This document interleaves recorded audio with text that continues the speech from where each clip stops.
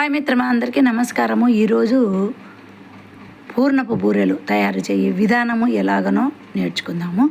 పూర్ణపు బూరెలు తయారు చేయుటకు కావలసిన పదార్థములు: 1 గ్లాస్ శనగబీడలు బాగా కడిగి నానబెట్టుకోవాలి. మిత్రమా. అర్ధగంట కానీ గంట కానీ నానబెట్టేసుకోవాలి. తర్వాత బెల్లము 1 గ్లాసు బావు. తినే వాళ్ళకి ఇష్టం ఉంటే గ్లాసున్నర కూడా వేసుకోవచ్చు. బెల్లం తురుము, యాలకులు తగినన్ని, అలాగే మినపబేడలను బాగా కడిగి నానబెట్టుకోవాలి గంట సేపు మిత్రమా. అలాగే 2 గ్లాసుల బియ్యం పిండి, 2 స్పూన్ల బాంబే రవ్వ, అలాగే ఈ పిండిలో తడపనీకి తగినంత నూనె, అలాగే బూరెలు కాల్చుకోవడానికి తగినంత నూనె. ముందుగా ఈ శనగబేడలను బాగా కడిగి కుక్కర్కి వేసుకొని బాగా ఉడకనిచ్చుకోవాలి మెత్తగా.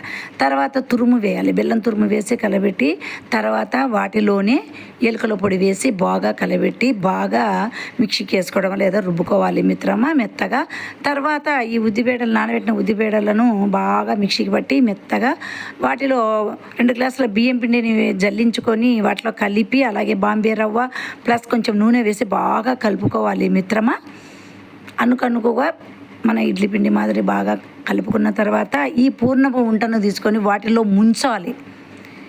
ఆ మినపబేడల పిండిలో బియ్యం పిండి అన్నీ కలిపినాం కదా, వాటిలో ముంచి ఈ నూనె బాగా వేడి చేసుకొని ఆ నూనెలో వేసినట్లయితే దూరగా కాల్చుకోవాలి మిత్రమా. బూరెలు లడ్డు ఉంటలుగా వేసుకొని తీసేసుకుంటే చాలా టేస్టీగా ఉంటాయి మిత్రమా. పూర్ణపు బూరెలు తయారు చేయ విధానం మీకు నచ్చినట్లయితే లైక్ చేసి సబ్స్క్రైబ్ చేయండి మిత్రమా.